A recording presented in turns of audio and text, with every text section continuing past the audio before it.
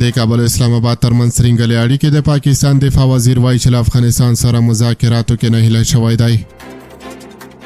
په اسلام آباد کې تر وروستي برید وروسته د پاکستان دفاع وزیر ویلي دی د کابل او اسلام آباد ترمنځ مذاکراتو بریالیتوب ته ډېرې کمې هیلې پاتې شوې دي.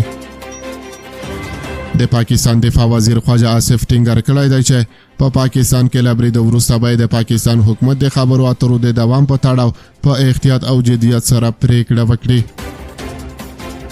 نوموړي له رسنیو سره په خبرو کې ادعا کړې ده چې په وروستیو پیښو کې به د افغانستان او هند لاس لرلو په تړاو اسناد او شواهد له منځګړو هیوادونو سره شریک کړي. د پاکستان دفاع وزیر په دې اړه ویلي دی د مذاکراتو بریالیتوب ته یو څه هیله وه، له وروستي برید وروسته باید وګورو چې څه کېږي. زموږ ملګري هیوادونه وایي چې خبرې وکړئ، خو زما په ان په اوسني حالت کې باید په دې تړاو نور هم غور وشي.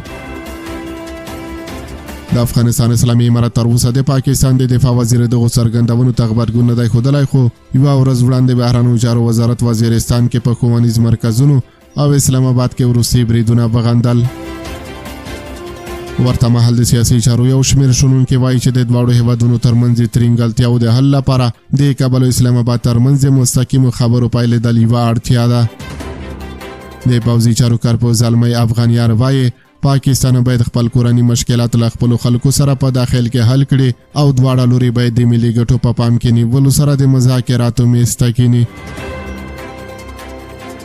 دا په داسې حال کې ده چې تر دې وړاندې د ترکیې ولسمشر اعلان کړی و چې د دغه هیواد یوه لوړپوړی پلاوی به پاکستان ته سفر وکړي څو د کابل او اسلام آباد ترمنځ د تاوتریخوالي کمولو په موخه منځګړیتوب وکړي.